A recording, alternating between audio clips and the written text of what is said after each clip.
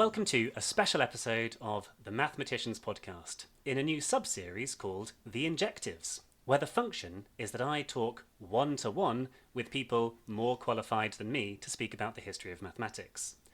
Today, I am joined by professional philosopher Peter Adamson, who you may know from his own podcast, The History of Philosophy Without Any Gaps. This podcast is actually the inspiration for my own, and so it is with great pleasure that we have you on the show. Welcome. Hi, Ben. Thanks so much for having me on. It's an absolute pleasure to have you here. Now, I have been itching to speak to a real-life philosopher because I have some burning questions about life, or more specifically, mathematics. Now, I think we have time for me to ask about n questions, where n feels like a natural number of questions. So let's see if you can provide a sufficient balm for that burning, itching sensation that I have. To start us off, so far, I've been following many of the same characters that you deal with in your section of the pre-Socratics. It would seem that many mathematicians are also philosophers, and vice versa. But do you have a sound definition of what mathematics actually is? Or at least, could you take an educated guess at how Thales or Anaxagoras might define it?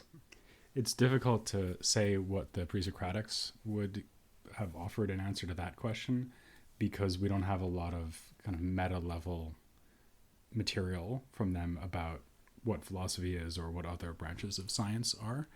It might be easier if we answer the question by moving a little bit later in history and think about Aristotle. So he had quite a lot to say about what philosophy is. He wrote the syllabus, didn't he? He did, yeah. In fact, in a way, what we think of as philosophy is pretty much just what Aristotle thought of as philosophy, minus the parts that have been kind of hived off and given to the sciences, right? Because he did physics and zoology and so on. He would have thought of that as part of philosophy. And he would have thought of mathematics as part of philosophy as well. So from his point of view, mathematics would be the part of philosophy that deals with quantity, basically. Quantity. So not shape? Well, that's an interesting question. So what I was about to say is that quantity is one of the 10 categories, right? So you've got this work by Aristotle called The Categories, which divides up all the predicates, you can say, about any subject. So this is how we might describe a thing. Exactly. So any kind of description should fall into one of the 10 categories. And then if you have a description like 4 feet long, like a stick is 4 feet long, then that's a description in the category of quantity, and mathematics will be the study of those descriptions. Now, an interesting question is, well, is triangular a quantity, or is it a quality? Quality being another one of the 10 categories. But the Greeks so in a sense, you could say it's counting the quantity of sides or the quantity of vertices. Right. So certainly, if you said a triangle has 3 sides, the 3 there is a quantity. I was thinking more if you imagine the predicate triangular, like this table is triangular. It's not so obvious that that's a quantity, right? But if we think that mathematics is primarily the study of numbers, right, which is relatively plausible, right, then actually that will get us pretty close to figure, because the Greeks think about numbers in a very geometric way, right? So they think about numbers basically as lengths, like the lengths of a line. And once you've got lines with certain lengths, you can put them together and make shapes. So shapes are at least in the ballpark of thinking about quantity. So part of what I was imagining with this question is thinking about the inscription above the academy, let none enter who haven't studied geometry. I don't know if that's a modern translation or if the original inscription would have said something else more informative about what mathematics was at the time. We don't really know, because that story is a late ancient kind of legend about Plato's Academy anyway. I mean, obviously, geometria is a Greek word, so there's no problem of, Greeks wouldn't need to express that in some other way. But that's the story we've got, but it's from centuries after Plato, I guess. And then also looking at the Pythagorean school, they had a lot to say about harmonics as a study in itself. And we see this later with the quadrivium in the medieval period, where they taught music as a branch of mathematics. Is that something that you can trace back to ancient Greeks as well? Would they have considered music to be a mathematical study? Definitely, yes. In fact, the quadrivium is really just a systematization of the different contexts in which Greeks talk about mathematics. So you've got arithmetic, geometry, and then you've got harmonics, which is music, and then you've got astronomy, which is spherical geometry, basically. So you can think that, I mean, if you want, you can think about this very systematically. I mean, this is kind of a post-retrospective reconstruction of what's going on, but you can think, okay, well, we've got lines, and that's arithmetic, actually, because as I said, they think of numbers as lengths of lines. Right. And then we've got geometry, which is figures, so lines put together to make whatever, squares, triangles, even circles. You can make a circle by extending a line from a point and then rotating the line, right? Mm-hmm. And that the end of the line describes the circle. And then you've got harmonics, which is really ratios of quantities. So when we talk about harmonics, we shouldn't necessarily think about music itself, but more about proportion and ratio. Absolutely. Although it is, I mean, in a sense, if you think about a number as the length of a line, you can think about harmonics as the length of strings on, say, a lute, right? And that will give you the ratio between the different notes. So the relationship between musical notes is basically just the relationship between lengths. And then you've got astronomy, which now it sounds like we're really not doing mathematics anymore, but actually we are, because we're actually thinking about, I mean, when they do astronomy, a lot of what they're doing is just doing geometry of circles. Right. Well, I've been looking into some of the astronomy that I can find, and I would actually characterize it more as statistics, the thing that they were doing, because they were taking measurements of real life and trying to make a model of that data. That's certainly what it appears to me, and then constructing the circular geometry to try and fit that statistical data. Yeah, that's an interesting point. I mean, maybe the question here is which part of what they're doing counts as astronomy? There's the actual observation, okay, here's where Venus was on such and such a date or on such and such a night. And obviously that goes well back, right, to the Babylonians and Egyptians are already doing very systematic observation of the heavens. And then if we go all the way forward to, let's say, 2nd century AD, someone like Ptolemy, he's got an extremely elaborate conception of what's actually going on physically up in the heavens that would make all the observations come out true. And in a way, I mean, the whole history of astronomy, from the Babylonians right down to, let's say, Copernicus and Galileo, is an effort to translate the observed locations of the heavenly bodies into some kind of physical account of what's going on. Sure. To bring you forwards to the present day, I don't suppose you've considered for yourself in the modern time what mathematics really is and how it's different to philosophy.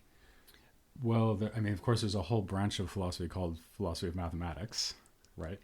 Which is why I thought you might have a better definition than... I'll be honest, I wrote this question down and realised I couldn't answer it for myself, because in some sense almost anything could be taken up by mathematics. Yeah, I mean, I think I would be tempted to say the sort of thing I often say when people ask me this about philosophy, which they do all the time, of course, because people always say, oh, you're doing a podcast about the entire history of philosophy, so what do you think philosophy is?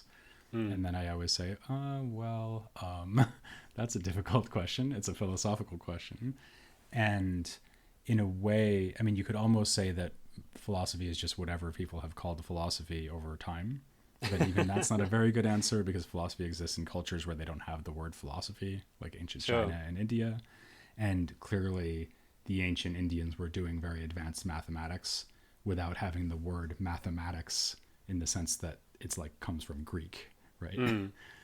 So you need to both be sensitive to the fact that the target of mathematics has changed and is different in different cultures. So, for example, we don't think of astronomy or music as being parts of mathematics anymore. It's not what I teach on the GCSE, no. Right. And I don't think that they even do it in university. I mean, if you go to university and you're a math major, you don't study music, right? I didn't know.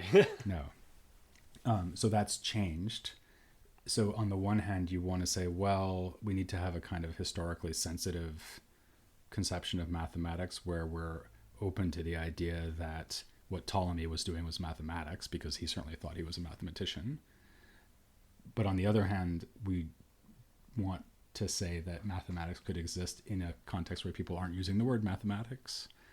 And we hopefully have some idea that all of these phenomena have something in common, right? So everything that's been called mathematics, or that we would want to call mathematics, should have something in common. And actually, I think that idea that Aristotle gave, that is the study of quantity, is not a bad attempt at defining It's not it. a bad jumping off point, is it? So Yeah. I can't think of a branch of mathematics now that wouldn't have a quantity at its heart in some sense. Yeah, right. So maybe that's maybe that's the only commonality.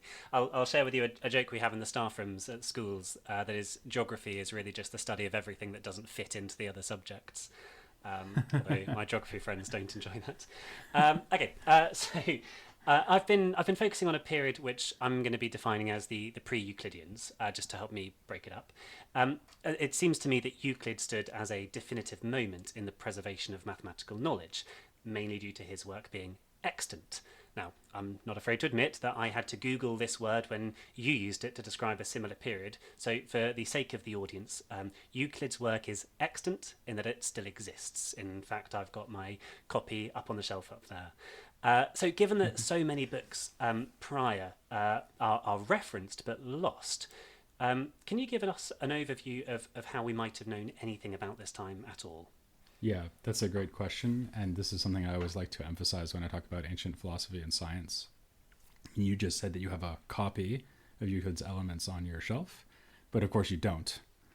What you've got is a printed book, which is presumably in English, or do you, I guess you don't have it in English. No, it's in English. So, Yeah. so what you have is a printed copy, not really a copy, right? A printing of an English translation of something that existed in Greek.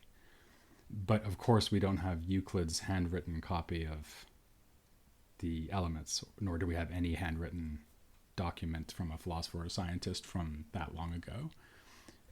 There are occasionally inscriptions, for example, or And very, of course, very the Rhind old. papyrus. There are very old papyri. Yeah. So papyrus is, maybe you've already said this on the podcast, but papyrus is a plant. So that's text written on leaves of the papyrus plant, which grows in Egypt. And by the way, really in Egypt, to the point where there were moments in history where there was like military or political problems in Egypt, and it caused the papyrus supply to drop everywhere else in the Mediterranean, and they didn't have anything to write on, right? So this is before the invention of paper. It's before the invention of books, as we would think of them, as in like what they would call a codex. In other words, pages where you leaf through pages. And it's of course before the invention of printing. So what we have to imagine is a text that's written on papyrus, so these woven together leaves. It's written by hand, and an ancient Greek text would have been written all in capital letters, because they hadn't invented what we call lowercase letters. Well, they had strong opinions, they needed to shout them. Exactly, right. And they also didn't have a very long attention span, apparently, because they didn't even have spaces between the words.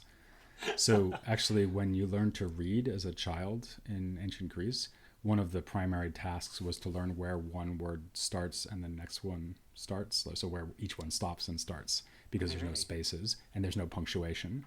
So what you've got is blocks of text. So maybe, I don't know, however many lines, like 12 or 13 lines. And the block of text is maybe, I don't know, 10 letters wide. And you've just got a square, like a grid of letters. So it would look to us more like a puzzle or a rebus or something. I was just thinking about the GCHQ Christmas cryptic puzzles, yeah. Yes, it sort of looks like a crossword puzzle, but with no black squares. Right, exactly.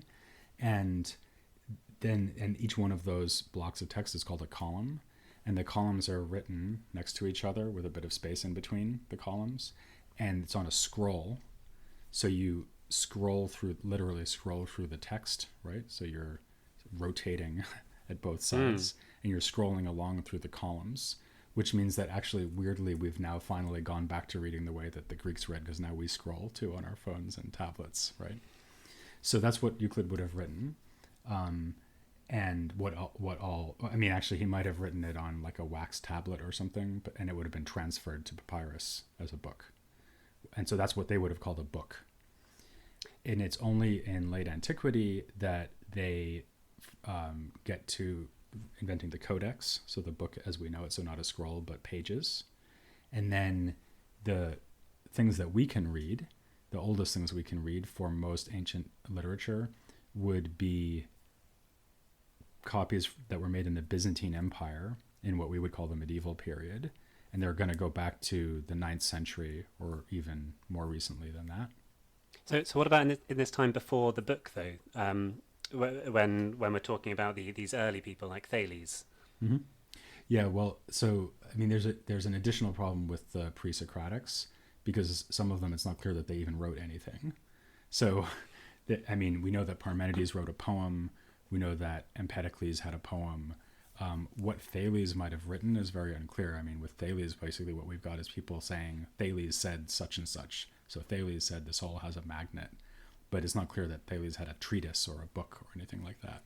And in fact, we've been talking about the evolution of written words. So scroll to book, uppercase to uppercase and lowercase, invention of punctuation and so on. But even before that, there's this transition from oral culture to written culture, which is really happening around the time that mathematics is being explored by the Greeks. So in the time of the pre-Socratics. So the first people for whom we have substantial bodies of written literature and philosophy are actually Plato and Aristotle. Or think about Socrates. Socrates definitely didn't write anything, but he's still a very famous philosopher. Can I just say one last thing about the books, so how we get to Euclid from the original Euclid, like your Euclid from the original Euclid. And this is important to remember too. So given that the most recent texts we have are almost always medieval, the time between when they were written, if we're talking about Euclid or Aristotle or Plato or something like that, and the most recent copy we have is going to be more than 1,000 years. And that entire time, the book has been preserved through people copying it out by hand. So have a look at your copy of Euclid and imagine that you have to copy it out by hand. And also, by the way, there's no punctuation and there's no lowercase letters. It's just letter, right? Imagine how many mistakes you'd make. So in my imagination, the way I got my copy is Indiana Jones discovered it in a jar somewhere with Oxford University Press written on the inside. No, absolutely not. No. So what you've got is what we've basically got is modern editions which attempt to reconstruct what the original text might have looked like, given all of this medieval evidence that we have, which is full of copying errors. So following on from that question, then, I'd like to know what the chain of custody is for this evidence. Now, the listeners have heard all of this podcast information from me, and I've gone to Wikipedia, if we're being honest, and those links often go to an encyclopedia or perhaps someone's personal hobby website that they maintain. So I don't actually know if anything I'm saying to the listener is true. It just sounds very plausible. As a professional, you don't have the luxury of lying for your living. So what are your sources when you're doing philosophy, and how would you validate them? What does it actually entail to deal in physical evidence? Mm-hmm. Yeah, so this goes back to what I was just saying about the manuscripts. So some of my colleagues work quite a lot with manuscripts. I do that a little bit when I'm doing philosophy from the Islamic world, which is a lot of what I do in my day job. So Arabic manuscripts.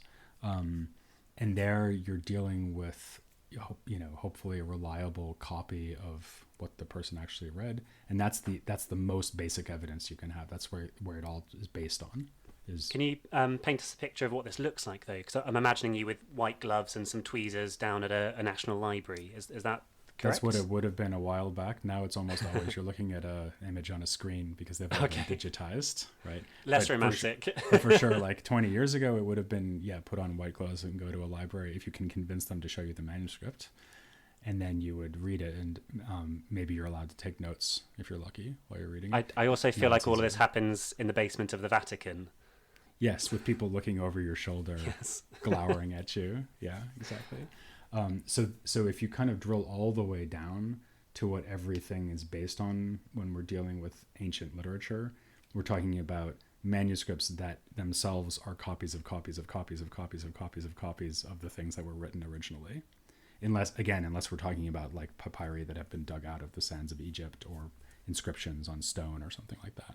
But that's very rarely the case in philosophy, of course. And then you as professionals are just that top layer of passing the baton to the next generation with your own versions of copies, your own exegesis, your own books and commentary. And kind of. But except the thing is that most people who work in ancient philosophy never look at manuscripts. What we mostly look at is editions that have been prepared by professional philologists who have looked at all the manuscript evidence and thought, okay, here's my best guess of what the text should say. And then that's what's printed by, say, Oxford University Press in Greek.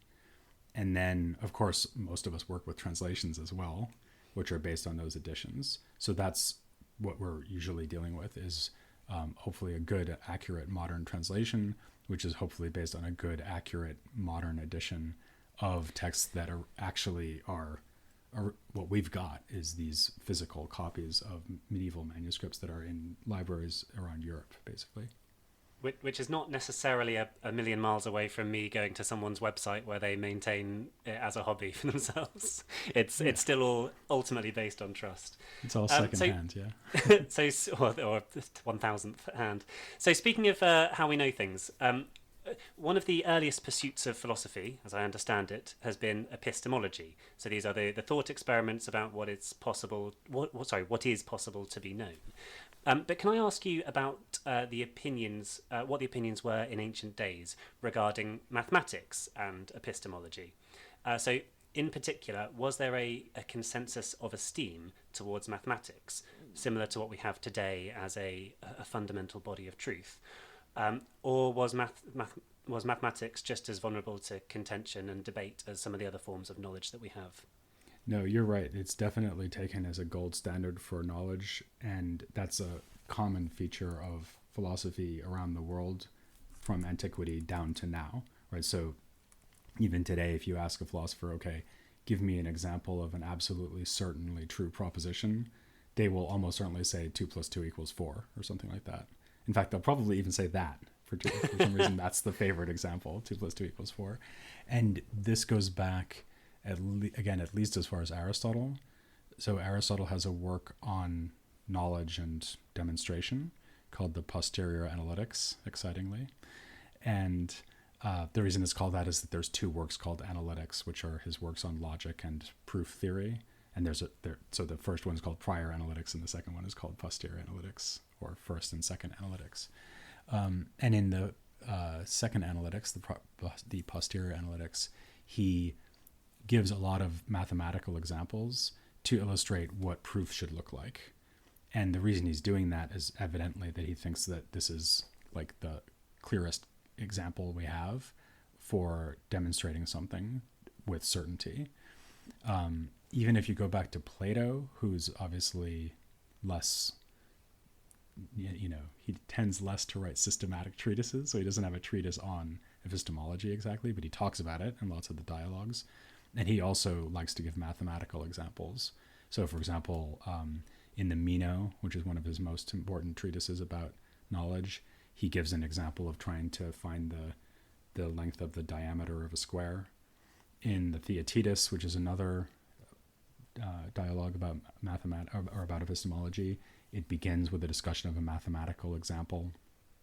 So both Plato and Aristotle clearly thought that mathematics has, if not a unique, then at least a very high standard of and kind of status within knowledge. I wonder if we can tie that back to then my first question on how would we define mathematics. Maybe mathematics could be the branch of study that can be perfectly known to be true, whereas science or other areas are perhaps not. I'll be honest and say I don't remember much from doing philosophy A level 10 years ago now, but I do remember my teacher describing two forms of epistemology being A implies B, and because A is certain, we can then know that B is certain. as opposed to A implies B and simultaneously B implies A, and therefore these two work cohesively, and we can assume that the pair of them are known. And he described to me that for most scientific pursuits, we start with some core things that are known from observation, from our senses, from empirical data, and then build up a body of truth from that. Whereas with mathematics, everything only ever implies each other, and it is a very big and very complex cloud of implication, but it's not actually grounded in anything. Obviously, in mathematics, we have axioms that then imply other facts, but those axioms aren't ever proven by anything. They are not known themselves. Is this something that you could put some more professional gloss to as an idea? Yeah, it's funny. I thought you were going. I was sort of nodding, and I thought you were going in one direction, and then you went in another direction that just surprised me. So I would call those two options foundationalism and coherentism. So foundationalism is the idea that all of our knowledge rests on some kind of first principles, past which you cannot go. So they're like the foundation of a building on which you build, right? And they will be like axioms, right? Coherentism is the view that our knowledge isn't like that. Rather, it all kind of hangs together, as you were saying. I mean, if you say, well, A implies B and B implies A, therefore I believe both of them, that sounds pretty bad, right? Because that just sounds like circularity. Well, when it's just those two, but when it's then thousands. But if it's thousands. When it's everything. Right. And if somehow our coherent web of beliefs is responsive to counter evidence, right? So it's like everything's sort of in play and everything's open to question, and you just try to create a situation where your beliefs are in equilibrium, where everything's fitting together as well as possible, that would be coherentism. So and then I thought you were going to say, and obviously mathematics was assumed to work foundationally, not coherent, not as a kind of coherent web, precisely because Euclid is the ultimate example of a foundationalist system. And Aristotle, who's a foundationalist in his epistemology, clearly sees a very close connection between his conception of science and what Euclid was doing in the Elements. So the thought would be, because what you were saying is, well, the axioms are just kind of assumptions, right? Yeah, when I interpret the word axiom to mean this might be true. Right, but that's not how they would have thought about it. So they would have thought that the axioms, so actually Aristotle uses a different word, he calls them principles, archai, and what he thinks of as a principle is something that when you grasp it, you just see that it has to be true, and that it would kind of be a mistake to ask for a justification for it because it's just obviously true, or because the meaning of the words implies it, or something like that. So something like human is animal is just because animals, that's true because humans are by their very nature animals. And it would be a mistake to ask for some further reason why humans are animals. Or if I say that a line is the extension between 2 points or something like that, I'm just telling you what a line is. Right. It's funny you bring that up because that was the example I had in mind where I've had my fingers burnt myself from not trusting axioms. So it's one of Euclid's propositions to say that a line is defined as the shortest path between 2 points. It exists and it is unique. But of course, anyone who's tried to draw on an orange will know that it's not unique, and there can be lots of lines that are the shortest line between 2 points. So here is an example where we have an axiom that then fails later on, or is only true sometimes, or in a specific context. Yeah, it's true in plane geometry and not spherical geometry. Exactly, yeah. Right. So that's why I would describe mathematics as being the sorry, what was the word? Cohesive? Cohesivism? Coherentist. Sorry, coherentist, as opposed to foundationalist. Right. Although you could say, well, fine, but in plane geometry, that axiom about lines is a solid foundation. I mean, of course, it's one thing to say, well, there are some principles and these are the foundations. It's another to say, here they are. Here are my principles, right? Because someone might say, yeah, I agree we need principles. I just don't agree with your principles, right? And in that case, you would say, oh, Euclid, you've made a mistake because what you thought was a principle of geometry is only a principle of plane geometry and not a principle of spherical geometry. So you've made a mistake, but you're still right that you needed some foundations and you just need to pick the right ones. I suppose then it begs the question of can we say that Ron is Harry's friend? Is that something that is a known fact to us, or is that only a true fact in the books of Harry Potter? And I suppose it's a similar sense to say the line is a unique shortest path between 2 points in this particular context. Right. Is that helpful knowledge, or is that universal knowledge? Is that the gold standard that we would like maths to be? Yeah, I mean, you're drawing an interesting analogy there between fictional characters or fictional truth and mathematics, which the Greeks, I think, would have thought was very strange. So they would have thought that mathematical truths are one of the best examples we have, if not the best example, of something that accurately describes reality, right? Especially the Pythagoreans, who thought that reality was But if you're saying it has to fundamentally accurately mathematical. describe reality, then we're falling down already, because plane geometry is only a model of reality. It doesn't exist in reality. Mm-hmm. Because there's no perfect planes, you mean? No perfect flat surfaces. Yeah. Right. So and as soon as so now we're getting into a really deep question about the philosophy of mathematics, which is, well, what are these mathematical objects that we're talking about, like lines, squares, planes, spheres? So a sphere is a good example. So obviously none of us have ever experienced a perfect sphere, right? And so that might lead you to think, well, these are somehow like only heuristically useful concepts. They're kind of like fictional characters. We sort of make them up and then we manipulate them. And then we see that reality kind of conforms to that, right? So if you could sort of say that like the planet Earth is a sphere, even though it's not really, and you could do a lot of work on the planet Earth thinking of it as a sphere, even though it's not quite a sphere, right? So most of us get through life thinking of the planet Earth as a sphere, a perfect sphere. We'd never have to worry about the fact that it's slightly squished, right? So that's one way of thinking about it, is that it's a kind of useful falsification, so there's some kind of fictionality going on. But the Greeks in general, and especially the people in the Pythagorean and Platonic traditions, gravitated very strongly towards the opposite alternative, which is that reality is fundamentally mathematical, and that insofar as our experience of the world doesn't line up with that, our experience of the world is somehow not quite getting at what's going on. So we're the ones that's wrong, and it's maths that is actually correct. Yeah, or we don't perceive things accurately enough. So a good example of this would be that Plato, in a dialogue called the Timaeus, which seems to be very strongly influenced by the Pythagorean tradition, claims that the fundamental elements of bodies, things like earth and fire, are made of geometrical shapes. So, for example, fire is made of pyramids. And he says that's why fire cuts things apart, because pyramids are so sharp. And he clearly he seems to be suggesting that the pyramids from which fire are made are perfect pyramids. So even though the pyramid in Egypt in the desert is not a perfect pyramid, the pyramid shapes that constitute fire really would be perfect. But of course we can't see them because they're too small. I think we'll be talking about Plato in episode 12 in a couple of episodes' time. But we have explored this already with the Pythagoreans, who viewed everything as number as well. Yeah. I do like the idea that we're the ones that are wrong and maths is the one that is right. Although I personally tell my students that mathematics is the most useful work of fiction that we have.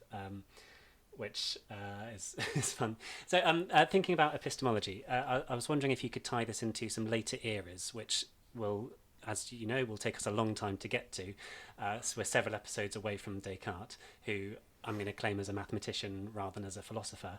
But going forwards, are there any themes about epistemology or philosophy more broadly that you think I should be looking out for? Yeah, so I mean, if we go forward to late antiquity, that's the time that Platonism really comes to the fore as the dominant model of philosophy. So we sometimes call it Neoplatonism. Of course, they didn't call themselves Neoplatonists. They just called themselves Platonists. And what they were doing, and so here I'm talking, when I say late antiquity, I mean like roughly the 3rd to the 6th century AD, something like that.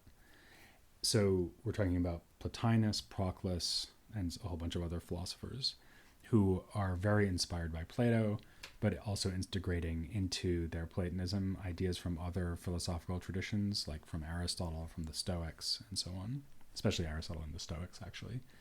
And they have a very, very mathematical way of understanding reality.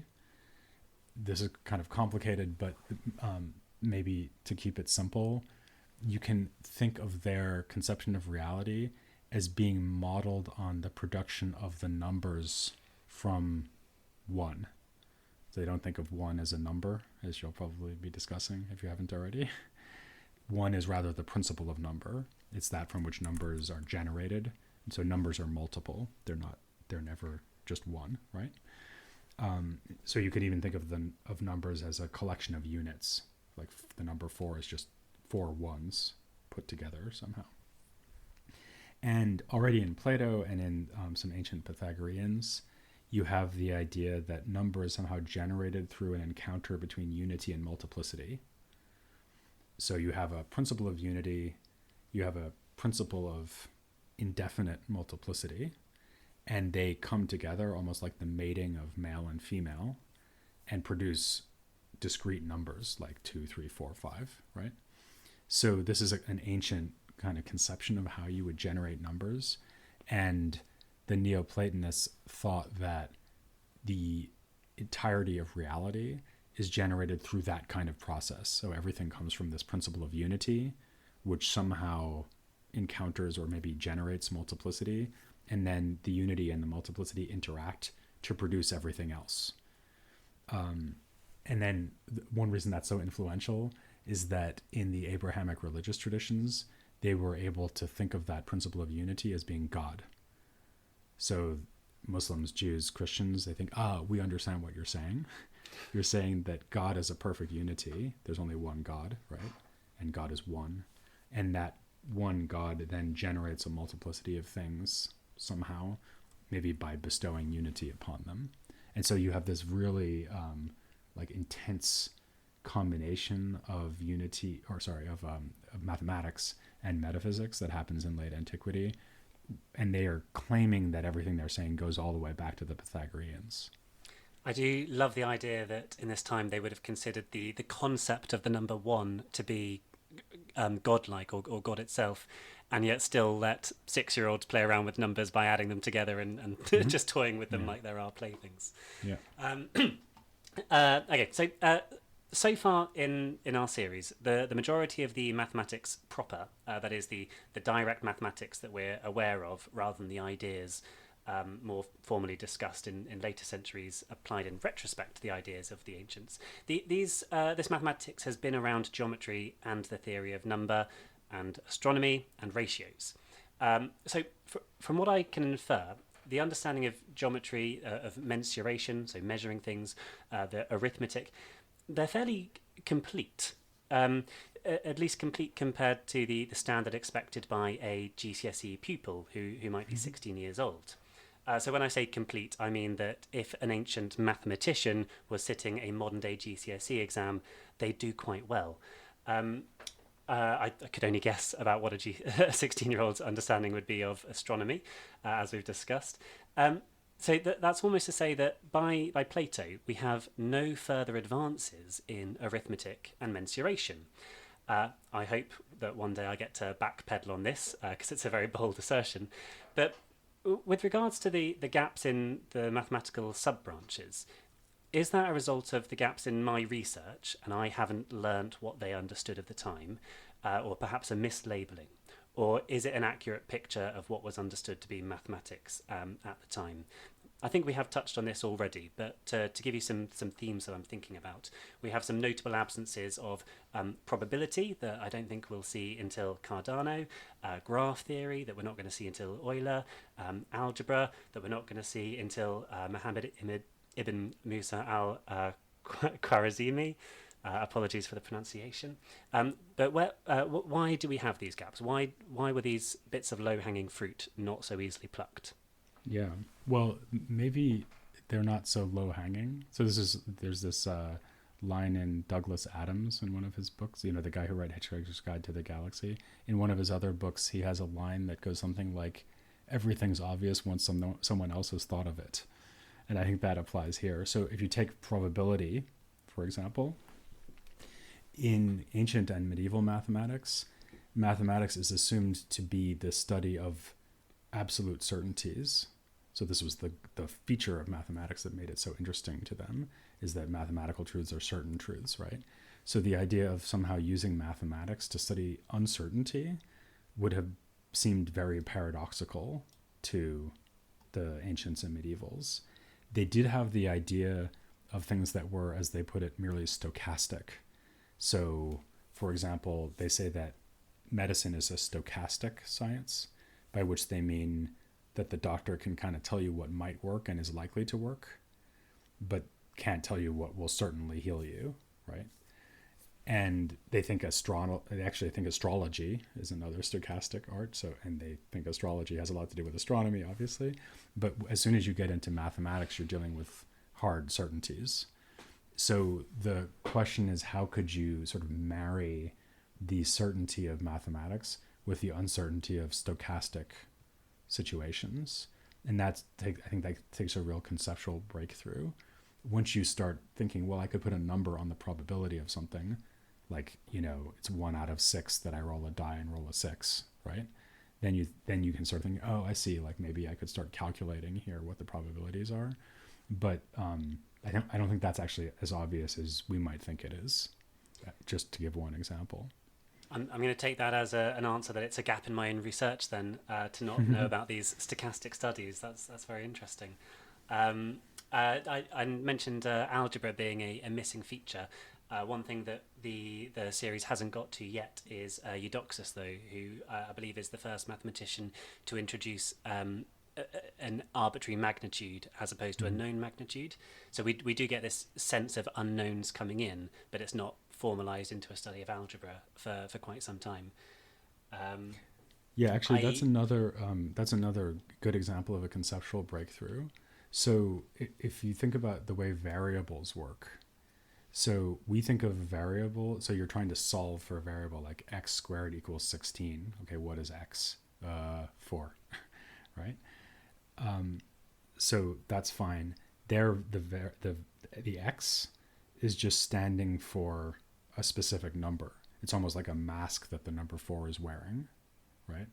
Mm-hmm. But you can also use variables to express like any number, right? So for example, you could say something like, for all x squared is equal to or greater than x, right? And that would be true for, I guess, positive numbers, right? Yeah. Greater than 1, yes. Yeah. Right, exactly. Or equal to or greater than 1. Anyway, right. So that's a very different way of using a variable, because you're trying to say, well, it doesn't really matter what's standing behind the letter. It could be any number you want.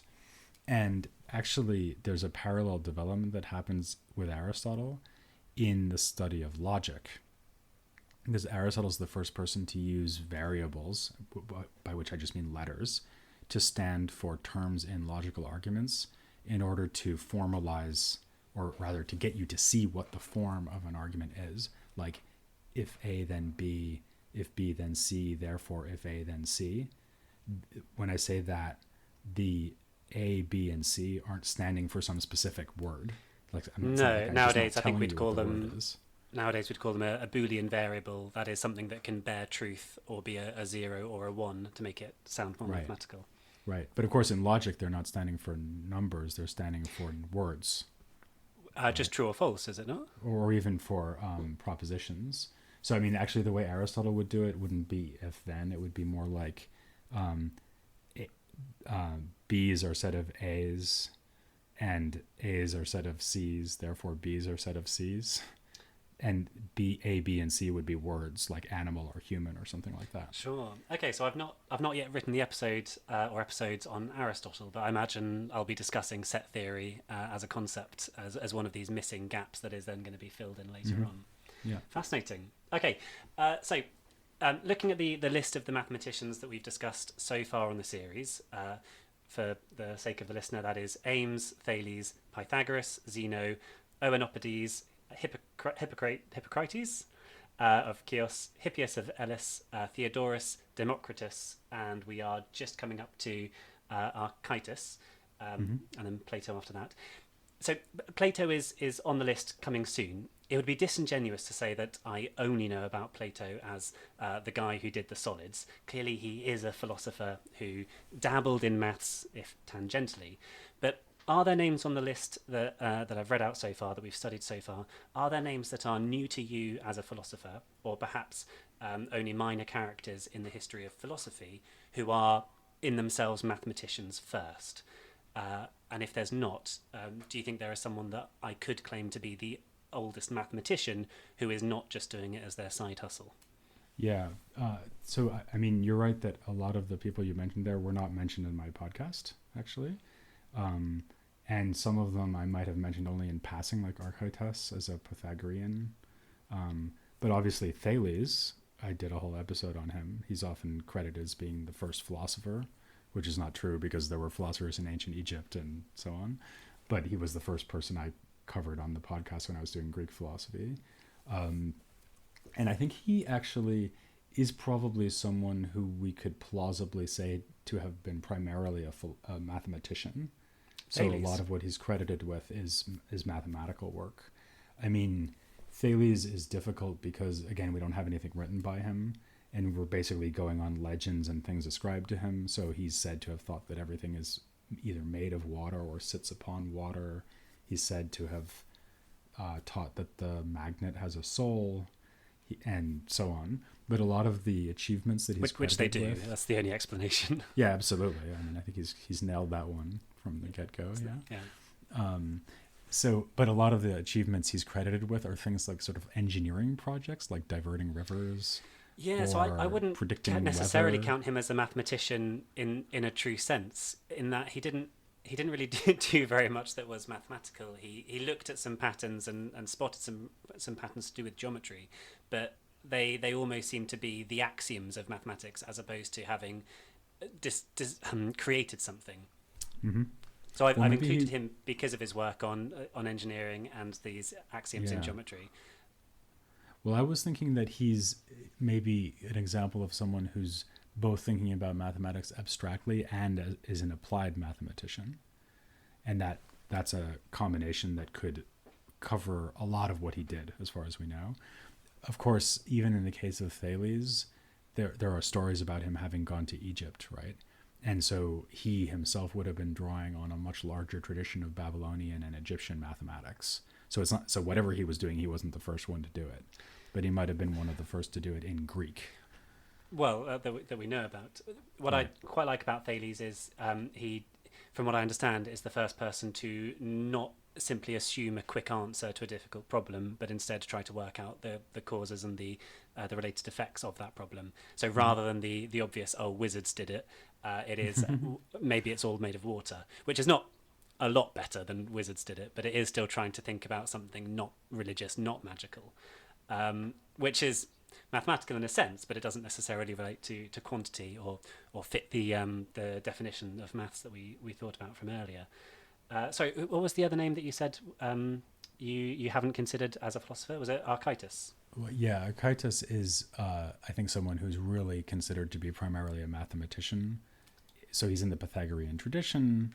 And I think there's some other people who are basically in the circle of Plato, like Eudoxus, who you mentioned earlier, who seem to be primarily mathematicians and maybe kind of supplying Plato with mathematical knowledge. It's interesting, Plato and Aristotle, despite the fact that they had very, very high opinions of mathematics in terms of its epistemic status, it's clear that Aristotle was really not interested in doing mathematics at all. It's one of the few areas of science that he didn't work on himself. And there are even passages where he says things like, oh, well, if you want to know the answer to this question, then go ask the mathematicians. Let them sort it out. Plato presumably was... Well, I think Plato probably... No, I think with Plato, he was genuinely very interested in mathematics, and there are passages where you get pretty dense discussion of concrete mathematical issues. But still, Plato's not Euclid, right? Plato's got all these different interests, and mathematics is just a small part of the project. Are we confident that with Plato, the mathematics was his own creation and him not recording the dialogues from the other mathematicians that we do mention who were in the room at the time? No, I think we're actually confident of the reverse. So the second thing you said, I think we're confident that he's taking a lot of his mathematics from his colleagues. And in fact, he's even explicit about this. So I mentioned before the Theaetetus, which is a dialogue about knowledge. And it begins where Socrates meets this young guy, Theaetetus. And Socrates says, "Oh, Theaetetus, I hear that you came up with some clever mathematical idea." And it's something about powers of numbers or something. But anyway, he asks Theaetetus about it. And he says, "Oh, is this how it's supposed to work?" And Theaetetus says, "Yes, that's exactly right." And this is clearly Plato giving this guy, Theaetetus, credit for having invented this idea. Well, I'd almost say somewhat in the reverse as well. For spoiler alert for an episode in 3 weeks' time, Theaetetus I'm crediting as the developer of the Platonic solids. We call them the Platonic solids, but I don't think that it was Plato that developed them. I think it was Theaetetus. Yeah, okay. I'd buy that. Yeah. But one of the points I make in one of my episodes is that a lot of what we know about this time is, as we've discussed, not really known. And the line between factual history and the story that we tell ourselves is less important, in my opinion. So a quotation I quite like is, "Myths are not stories that are untrue. Rather, they are the details that don't fit neatly into a historical record." So I fear that I've played a little fast and loose with some facts in my episode so far, mainly in the method and proofs section, where I quite obviously use methods and proofs that were not available to them at the time that we have now. And this might be where a proof or passage or reasoning is unknown, but I think that it's informative for the listener to discuss it in a way that could be a true account or perhaps just is an account. So an example of this would be the Spiral of Theodorus, which was first recorded in the 1950s, or the proof of Pythagoras' theorem, which I took from President Garfield. Now, both were methods that might have been available to the ancients with tools that they could have had at hand, but they are clearly not invented by them, certainly as far as we know. Now, I have no objection to a bit of revisionist history, but I wonder if you could point to an era where the myth turns into history, so where the stories we tell ourselves become the factual record, either in the field of mathematics or in your own field. Well, I think that we certainly have, to use the word again that you brought up before, extant philosophical texts, right back to the pre-Socratics, right? So someone we haven't really talked about is Parmenides, who is actually also a source for that Neoplatonic idea that everything comes from unity, right? So he thinks that he's a monist, so he thinks all of reality is one. And we have a poem by him. And poetry has meter in Greek. It doesn't rhyme, but it does have meter, which means that the words are pretty secure. So we pretty much know what he said, even though the witness we have for this is late ancient, is from centuries later. So anyone who knows good enough ancient Greek to read Parmenides in the original is presented with very good evidence for what he said, right? I mean, you have it there on the page, and you can think about what it might mean. So that's what I would call hard evidence in the history of philosophy. At the other end of the spectrum, you have something like Diogenes Laertius's Lives of the Philosophers, which is a kind of sort of fun biographical collection about all of the fun is a good word. His time. Yeah, and it's full of all kinds of fantastical information, right, including a lot of what we know about people like Thales, actually, or like the exciting details about the biographies of Plato and Aristotle. We also get that from Diogenes and similar texts. So none of that is really reliable, I would say.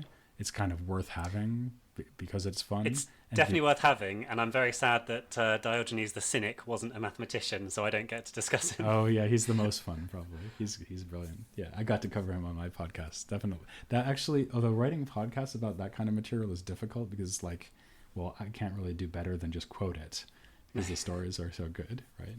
Like, what can I add to this? So I think in terms of things like also who's studying with whom, very shaky, like that, because all ancient and medieval texts, or authors, they love to say that famous person A is a student of famous person B, and sometimes that's true. Like clearly, Plato was a student of Socrates and Aristotle was a student of Plato, but often you have to take that kind of thing with a grain of salt as well. I mean, in terms of like, when do we have extremely good biographical evidence that's really reliable about philosophers, where they lived, you know, what they did every day, exactly when were they born and died, that kind of thing. I think you're talking probably late medieval, the Renaissance. Oh, okay. Even. I look forward to getting to there then. Yeah, it might take you a while. So, I've made it clear to you privately the extent to which I'm a fan, but I will take another moment to direct people to the history of philosophy without any gaps. And as such, I wanted to invite you as my initial guest, as you're very much a role model for me as a broadcaster and educator.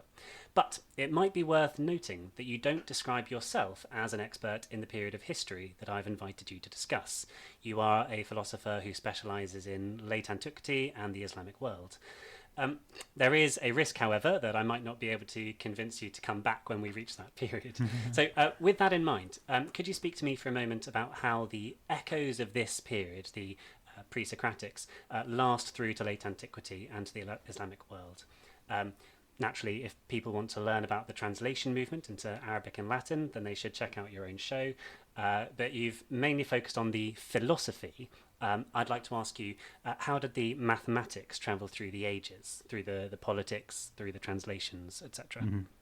Yeah, well, we already talked a bit about late antiquity, and of course, in a way, what we were talking about with the Byzantine manuscript tradition, which is how we know any of this, that's just the continuation of Greek culture through late antiquity right up until the fall of Constantinople, right?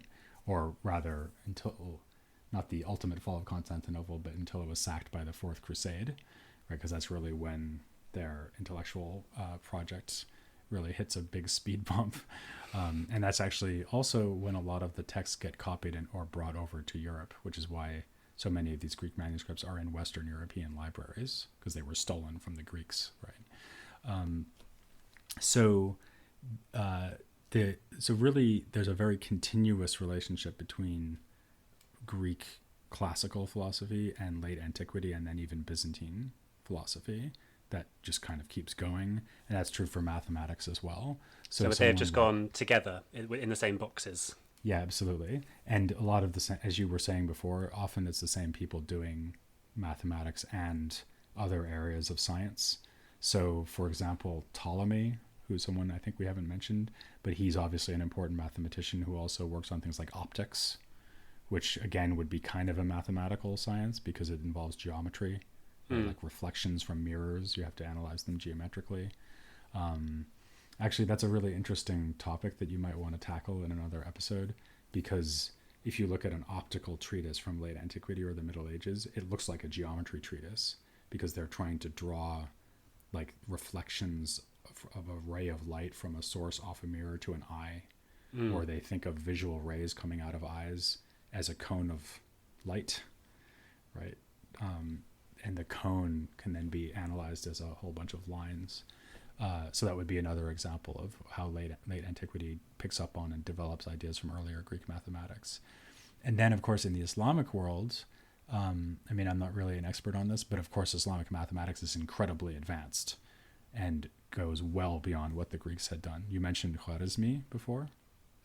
Thank you for helping me with the pronunciation. Yeah. So, I mean, no doubt you'll have to repeat this because it's such an important fact, but the word algebra is obviously an Arabic word because of the al at the beginning, right? Mm-hmm. So it's actually algebra.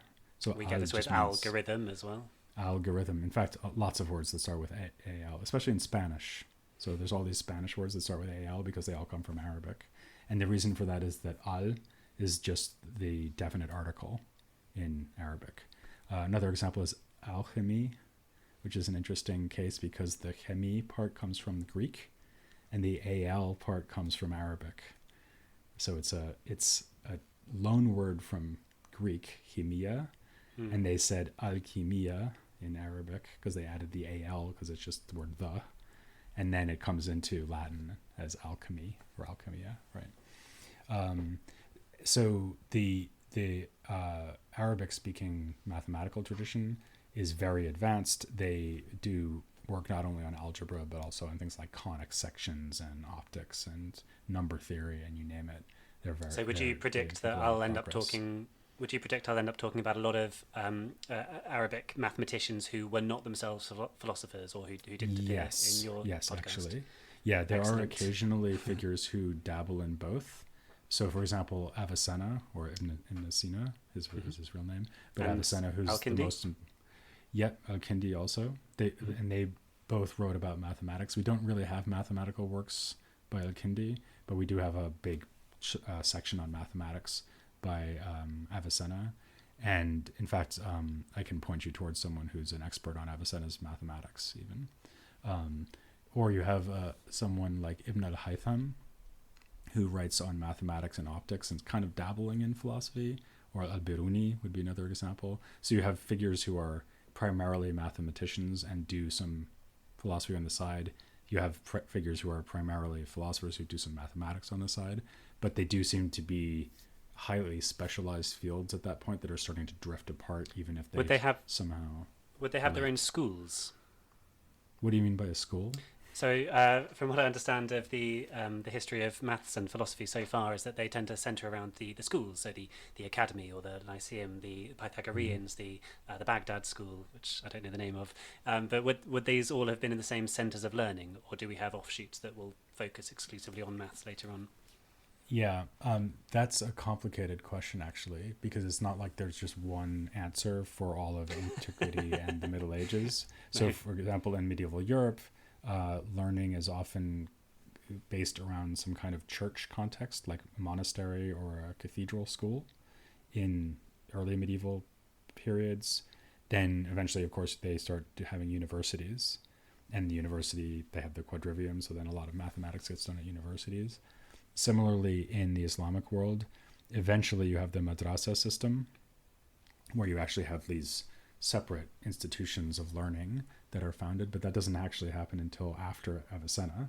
So before that, a lot of stuff is going on either at courts or people sitting around in mosques or in front of mosques or just gathering at the private home of a teacher, but it's all very informal for the most part. Okay. So that's actually a really interesting and complicated question, the context in which these kinds of sciences are being pursued. Okay, that sounds like I've got a lot of work ahead of me when we get to that period of history. Yeah, of course you'll need to learn Arabic as well between now and then, so you can start working on that too. I've got 10 years to learn of those. So a question that I would like to ask future guests of the show is there a mathematician that you are most looking forward to being featured? To tailor this question to you as a philosopher, is there a philosopher/mathematician, someone who you think is most interesting, either by their character or their work, for whom you'd like to hear more about their mathematical contributions? So if I could mention two, but maybe it's okay to mention them because they're roughly around the same time, I would say Descartes and Leibniz, because they are both like seriously famous as philosophers and also seriously famous as mathematicians. Yes, I know Descartes is actually a philosophy. But I didn't know that Leibniz was a philosopher as well. Oh, sure. No, Leibniz was definitely a philosopher. So he's one of the most important early modern philosophers. And philosophers have the opposite reaction. They're like, oh, that's right. He also did mathematics. So sure. So I think a big kind of not maybe open question, because no doubt the experts on their thought have good answers to this question, but something that I'm myself looking forward to figuring out as I do early modern philosophy on my podcast, which is what I'm getting to now actually, is what exactly is the relationship between Descartes' mathematical theories and his philosophy? What's the relationship between Leibniz's philosophy and his mathematics? I guess you could say same thing about Newton, but there it seems like the center of gravity. Because to me, Descartes and Leibniz are actually primarily philosophers, not mathematicians, despite what you're saying.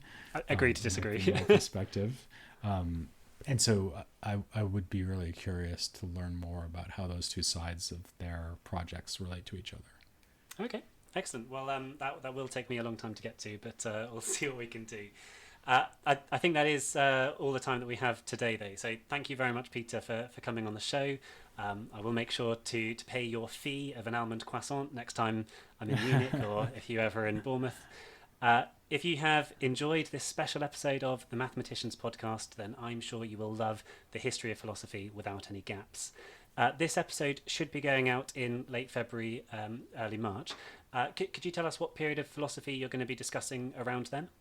Yeah, actually, that will be just around the time that I'm launching the series on early modern philosophy. So I'm just getting to the 17th century and 18th century. So I'm just tiptoeing up to Descartes. I have been looking forward to that one myself for a while, so excellent news.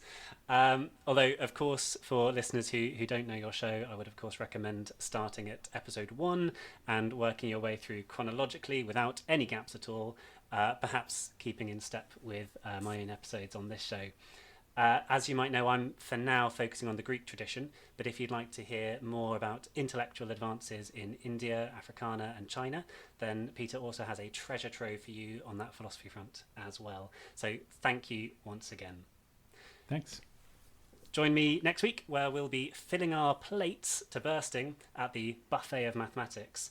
And I suppose technically he was a philosopher in his spare time, but it's going to be Plato Week. And it will be a form of masochism to miss out on the Mathematicians Podcast. Until then, goodbye.